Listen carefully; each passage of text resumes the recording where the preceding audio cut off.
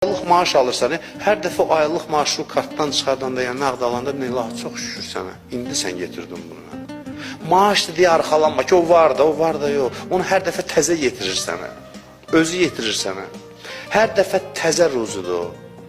Hər dəfə təzə qərar verib onu sənə yetirməyə. Sən elə bilmirsən ki, o elə yazılıb da, o da heç, onu işdən verirlər, Allah görəyinə verir. Elə deyil.